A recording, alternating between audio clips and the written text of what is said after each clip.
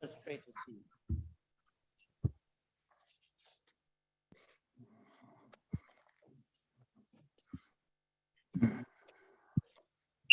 Everyone, I'm Vern Tepe.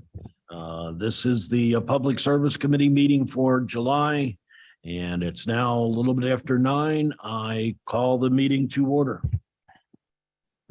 Okay, we have a roll call. Brown, Brown here. Leonard, Leonard here. Lewis, Lewis here. Shepro, Shepro present. Sturgis, Kopi, Tepe. Tepe here. You have quorum? I ask for a unanimous motion for the approval of minutes. So requested. I'm sorry, what? I said so requested. Also requested, okay. Any objection? Okay, minutes are approved. Are there any public comments?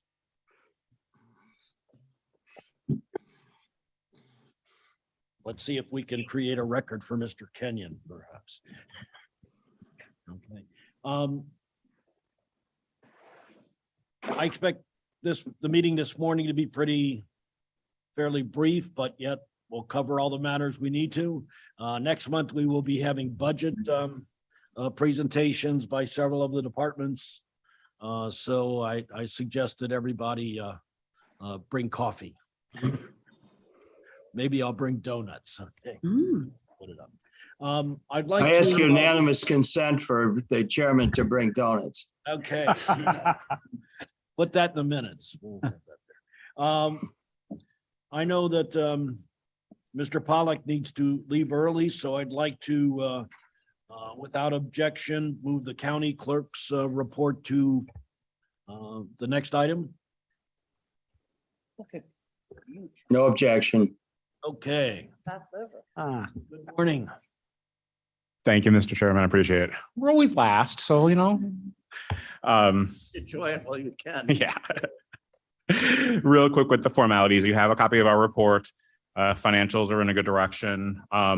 Did want to report that we received about 262,000 in grants in the last month. So everything we can do to help offset some of the cost of the general fund is where we go. So thanks for your support in allowing us to continue to seek and receive grants. You'll move to the resolution. We have a resolution to authorize the appointment of election judges. Brown moves. Leonard seconds. I'm sorry, who moved? Oh, did you get that? Brown and Leonard.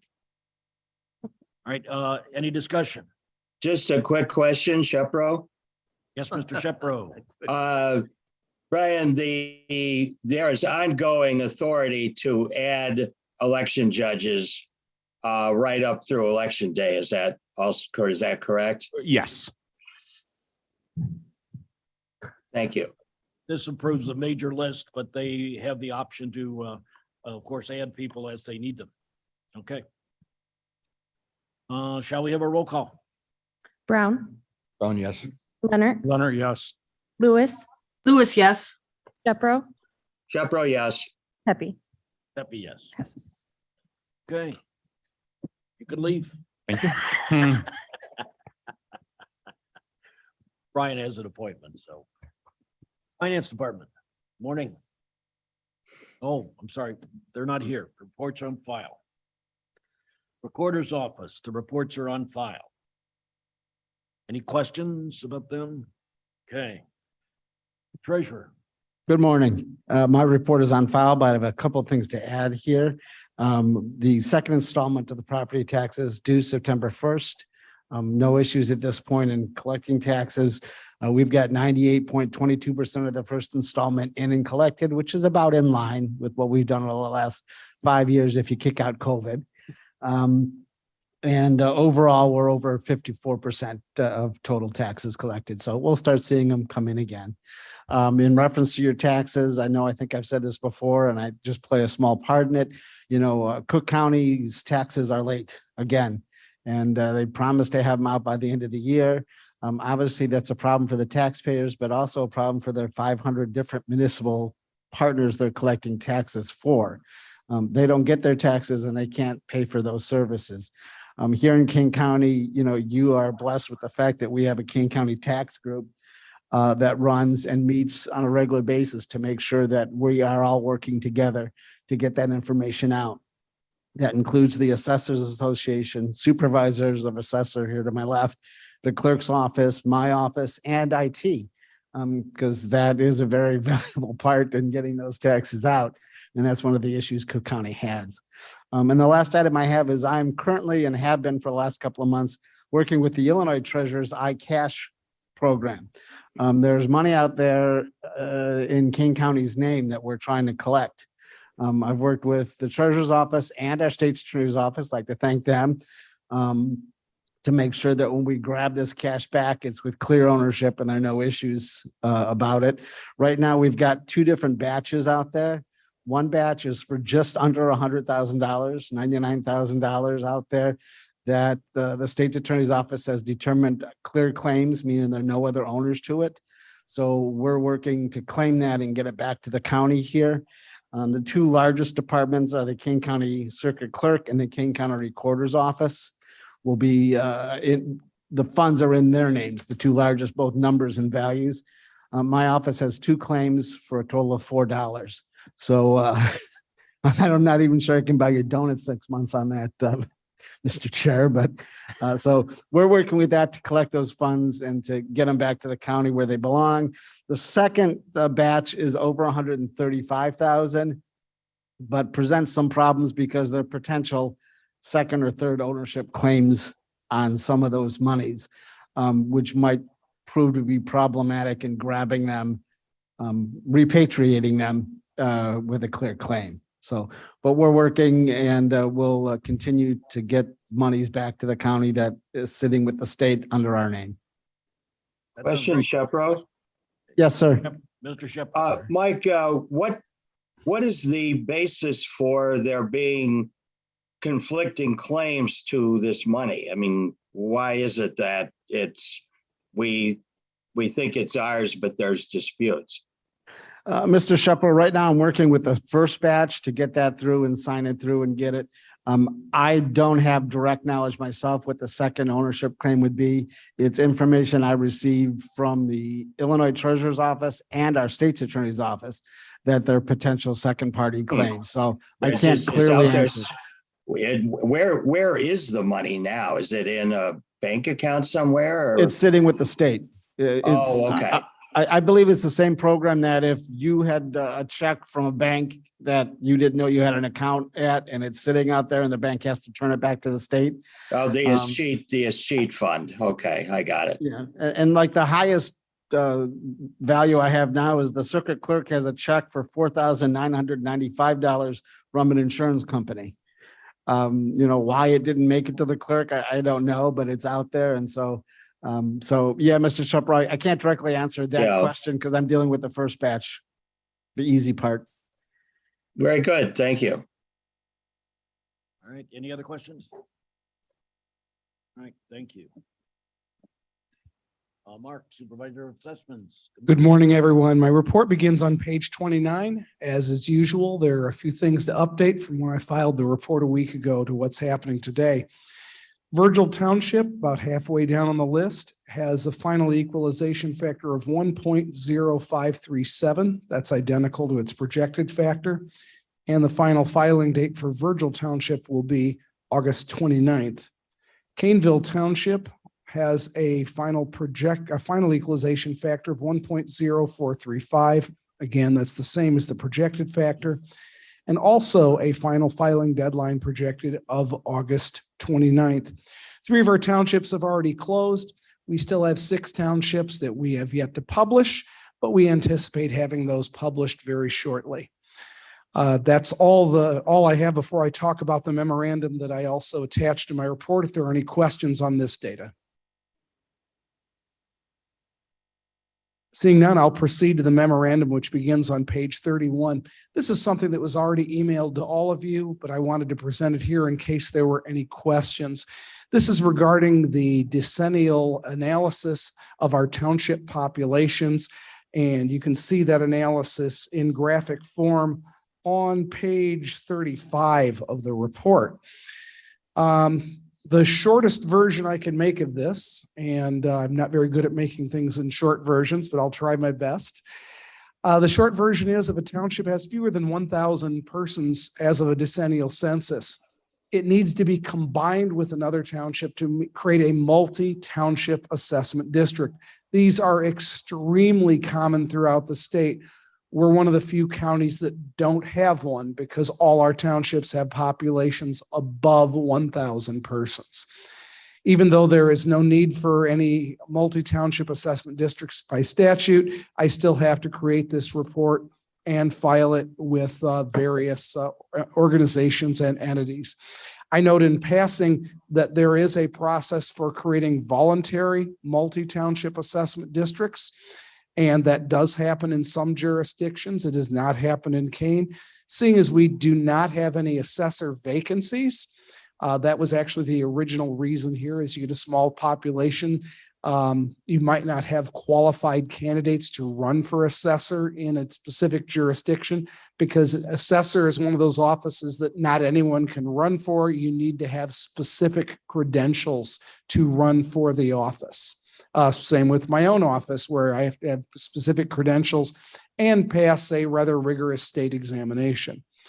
So since we already have 16 township assessors in 16 townships, I do not anticipate any voluntary multi-township assessment districts being established. But if it were, that would have to come from the townships themselves. The county board has no role in such arrangements. I'd be happy to answer any questions on this memorandum. Okay, Mr. Chairman, yes. could I ask a question, Mr. Armstrong? This is off the agenda, but I had a discussion with one of our board members who's more knowledgeable on property taxes than I am. And I said, I think property taxes, generally speaking, the revenue that comes in stays the same or goes up a little bit. And as we talked about it, I said, I think the way it goes up is when people's homes or properties are reassessed, if the valuation goes up, their property taxes would go up. And I didn't know if we as Kane County on the 4% that we receive on property taxes, if we would get that 4% increase or not. So I guess I'm asking, how does that work? It doesn't work anything like how you described. Okay. Here's how property taxes go up. You had a levy last year. You extended a certain dollar amount. If you vote for a higher levy this year, the Kane County portion of property taxes go up. If you vote for a lower levy, they will go down. That is completely independent of what happens with property valuation. Now, often people see their property values go up, they see their tax bills go up and assume that's the causation. It's not. It's entirely government spending. Now, so why do we have assessment at all? Assessment divides up that levy on a proportional basis. So for instance, the example that I've used for years is Geneva Commons is about 2% of the property value in the Geneva School District. So they're going to pay about 2% of the Geneva School District's levy, regardless of what that levy is. If that levy doubles, their taxes double. I mean, irrespective of PTEL and why that can't happen, but that's why that's the difference that makes. So really, the people in this room on this call have much more to say about the Kane County portion of that property tax levy. Each individual taxing district, particularly the school districts, have more to say about what happens with property taxes than anything that happens with assessments. So in a short form, the levy is a trigger factor on whether or not we receive more tax money, not the assessment. Correct. Thank you. And, Question, comment, Shepro? excuse me, Mr. Shepherd, I Oh, just I'm want to sorry. make one final statement. Sure. And that is, so I guess this board member who's chair of this committee was correct on what he told me. So, thank you. Can we, Shepro, can we make sure that that makes it into the minutes? That misstatement? yes. All right, Mr. Shepro. Yeah, Mr. Armstrong, to your point, is that my understanding of the role that the assessments would play is that it allocates among the taxpayers how much of that total each of them pays. So if the levy stays the same, but the assessment moves my house to be more than your house, my taxes will go up and yours will go down. That's correct, because the values of that relatively changed.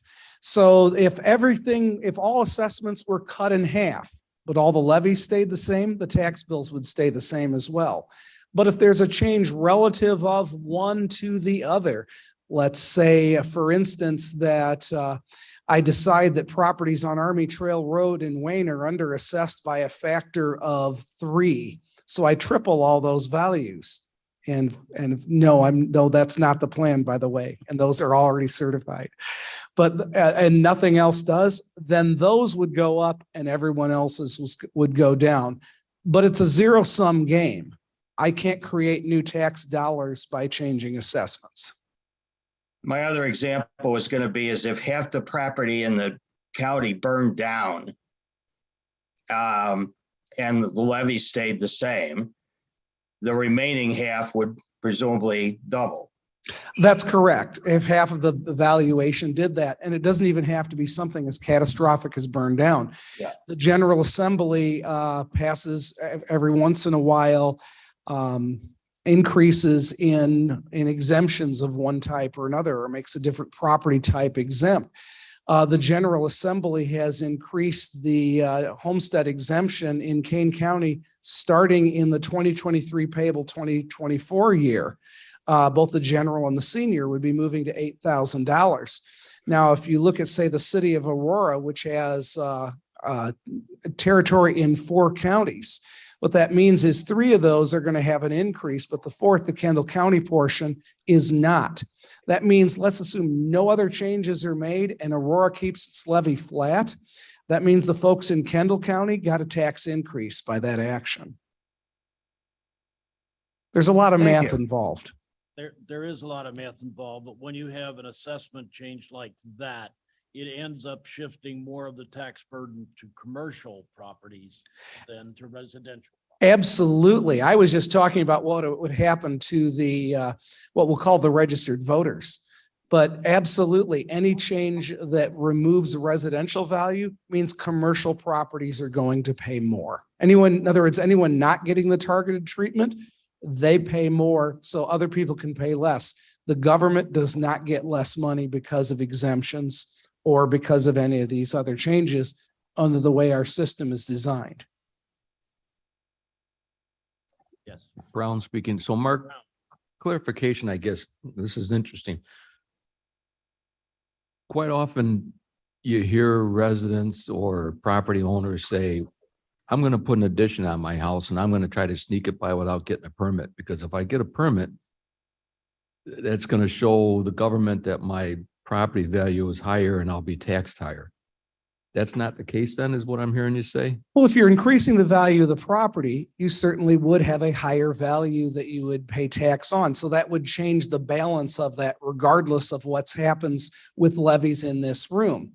However, a couple of observations on this. One, for people's own homes, there's something called the homestead improvement exemption, which exempts up to $75,000 of fair cash value for up to 4 years.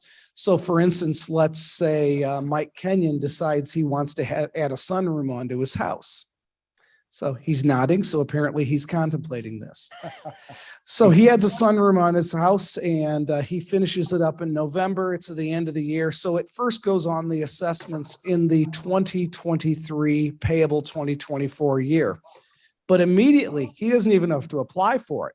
His township assessor is going to apply that homestead improvement exemption that's going to exempt that for 2023, 2024, 2025, and 2026. It then the exemption comes off in 2027, and in 2028 is when he starts paying taxes on that addition.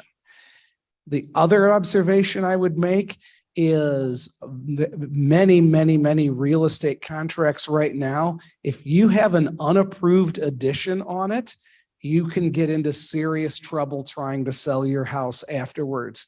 And trying to get approvals after the fact means an inspector may be coming in and say, that wall there, tear it open. I want to see all the electric. It would not be what I would advise to anyone. That's swimming. Remember that, Mike. So yes, Mike has to remember that when he builds that sunroom addition. Swimming pool too, yeah. At the risk of adding to the confusion.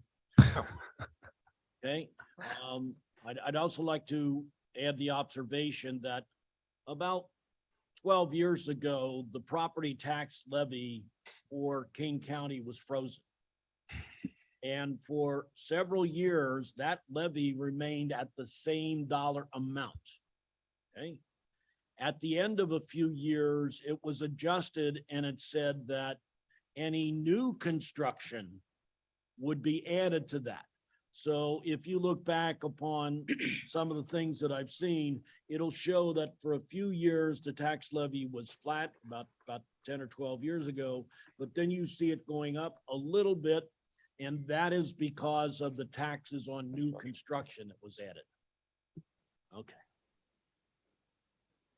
Correct, because there was an increase in values and there was new property being added in during that time. And you saw a flat levy. What you saw was an overall reduction, not only in the county's portion of the property tax rate, but a reduction in actual dollars paid. So eventually we would get Mr. Kenyon's sunroom. 4 years down the road. Well, only if you added the new growth to your levy. Well, if you added the new growth to the levy, then you would get additional dollars from that, yes. Okay. But otherwise, he would just, everybody else's tax would go down because his value went up. That's correct. All right, let's go Here on. endeth the lesson. Let's go on. Regional Office of Education. Good morning. Just want to talk to you a little bit about some of the school supply drives that you may have seen advertised. Just want to touch base on, just a general overview of where we're at with that. Cities and schools in Aurora will have a couple of opportunities, both at West Aurora High School and East Aurora School District. They will have basically a pull-up opportunity. So you pull up and they'll give you those right to your car. And so Project Backpack is at the north end of our county. And what they're going to do this year, what they've done in the past at ECC is, the community comes in, there's resources made available, and then school supplies. So what they're doing again this year is that they're taking those school supplies and taking them directly to the building principals in the schools and having the building principals make sure that those get out to the kids. Well, they're not going to do it at ECC this year. Not this year. So I anticipate that they want to go back to that because they enjoy those opportunities to talk to the community members. All right. So we have all of our youth outreach staff that you so graciously pay for part of those. And then we have some other grant funds that pay for our staff. And they make sure that their caseloads always have what they need when they go to school in the fall. So also our McKinney-Vento liaison, which is our homeless liaison, ensures that all of his students have those needs met as well, usually in partnership with the school district. And then we make sure out of our office that we have backpacks always ready for our kids at the Juvenile Justice Center. So if we know a student needs we basically get a full set of things that they might need, including shampoo, conditioner, those kinds of things. And then, you know, our school district foundations have funds sometimes that will pay for school supplies. And then, you know, we also make donations out of our office to the Child Advocacy Center and CASA King County. And, you know, if you want some more connections to where you can make those donations, if you so choose, I can help you to do that. Our first day of school is the second week of August, right around August 10th.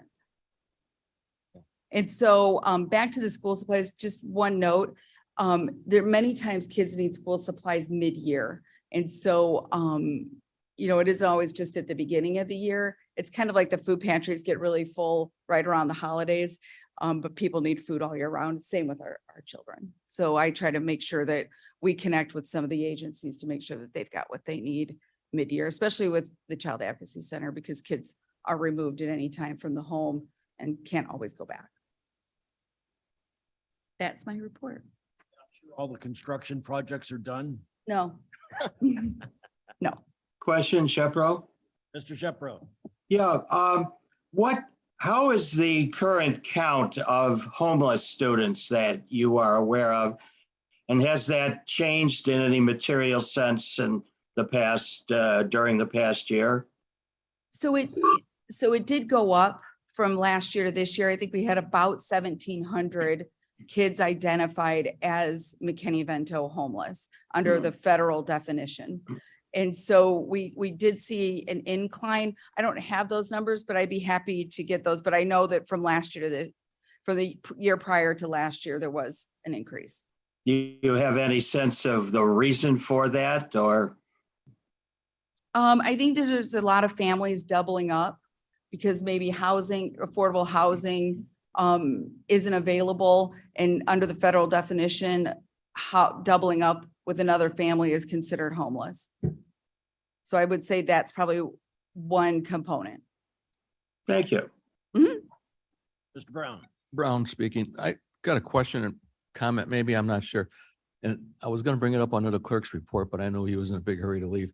One of his reports that we get every month identifies the amount of new births there are within the county. Okay. And I find that a very interesting report. I don't have it in front of me right now, Okay. but it's a rolling report for the last 10 years.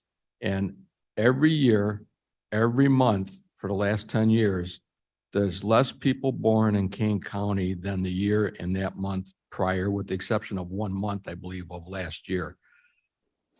I think it was 10 years ago, there were over 8,000 people born in Kane County a year. Now we're down to just over 3,000, which I find is really interesting. And I've talked about this with many different people, and I want, get their take on why do you think that is? Well, people aren't getting married as young, people aren't having as many kids anymore, and there's not as big families. I don't know what the reason is, but I guess the reason why I'm bringing it up now under your report is I'm just curious, do you get that information and do you share that, or do you think it would be important to share that with the other school districts or throughout the school districts of the county so that they can use that information for their future planning? Sure. We don't get that information, and I think it would be very helpful. I think they do projections within their area Right. to see what the kindergarten numbers are, because all of that determines staffing as as those, ages go up. So what they'll do is they'll say, do you have a child? Do you have any younger children? And then they just are constantly gathering that information. Right, yeah, I But knew that's they a good, did. a good component, because I think the live birth is one number, but then you have to look at the number of families that might be also moving in who maybe weren't born Right. in the county. Right, But we are seeing an overall drop in enrollment. okay. I knew that they do their own projections and No, I think everything, it'd be but I very thought helpful. it And I can might be reach out to helpful if they Brian. could kind of see a trend throughout the area Right. of what's going Comment. on. Comment, Shepro? Mr. Shepro. Those of us of a certain age remember high schools like New Trier West and Niles, almost everybody. In certain areas of Cook County and DuPage County, you can see what Mr. Brown is talking about in the number of schools that were built in the 1960s and 70s and are now closed for lack of students. I don't think we've seen that out here, but in the older suburbs, that many campuses that split into 3 or 4 high schools have shrunk back to where they were in 1959. Well, that also happens when you have new construction. You have younger families that want to move into some of the newer construction areas. So If you in build it, they Elgin, will for come. example, you see a lot of growth in Plato Township. And we saw enormous growth in Rutland Township, for Mhm. example. Yes. If I may, as far as population. Madam Chair, Oh, good morning. thank you. Good morning. You're all right. Projections are happening with birth. There have been school closings. I know specifically because I worked on it in St. Charles School District D303 by closing down and consolidating 2 of its middle schools. So that there's only one middle school right now serving the population. So they have been closed down. And I would say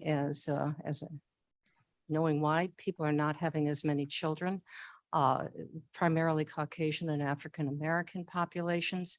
Childcare is very expensive. Women choose to go to work. If the more children you have, the more challenging it is to be able to work. The cost of childcare can range up to $15,000 to $20,000 annually. So the more children you have, young children, you have to stay home because you have to, well, as I did when I was a young mom, I chose to work, but my paycheck went into childcare. So expensive housing, cost of living, you can't bring a large family in. The Hispanic population here in Kane County, however, has a different family support system. And that is our highest growth population here. So you may see some additional growth in Elgin for schools as well as for Aurora. That's just a big paintbrush. But even the new families that are coming in, once again, because of the cost of children and the cost of housing, and the availability of being able to manage the growth of your family, which is sanctioned here in Illinois, thank goodness. You can really determine economically how far your family wants to commit to having children. Brown with a follow-up. Mr. Kenyon. We'll let him have his follow-up first. I guess my follow-up would be, I think we could have a list 5 pages long of reasons why it's doing what it's doing. But my point in bringing this up is just to make sure that the data that is being recorded gets to the people that make the decisions.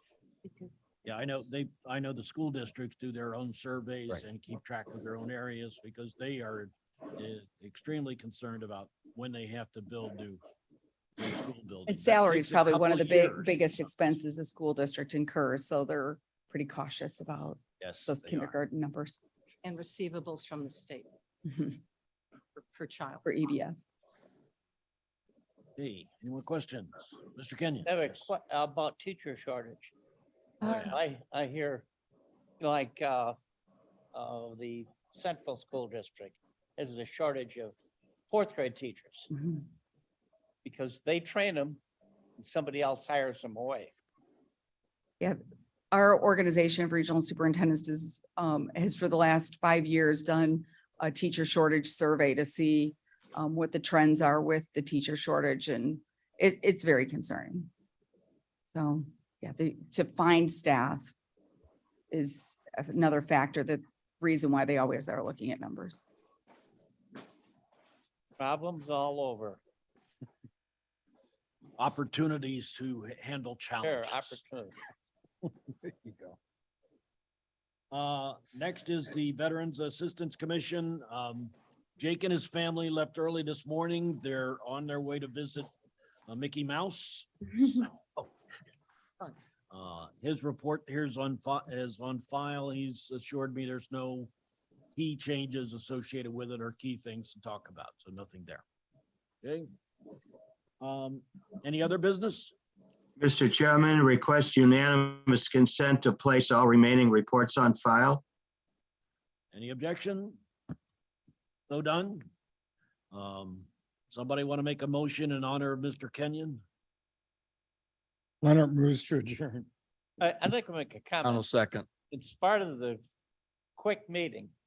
You go through a lot of things that was a lot of learning. It's too bad the people can't hear the things we do. Talk about assessments, talk about the school. Yeah. If, when we used to have a newspapers, this would take out and people, what they'd have to read them too. But we are privileged to all this information, which we can take home. Commercial announcement, these are streamed live on YouTube and then saved there, so the public is able to go back. But they have to go to it.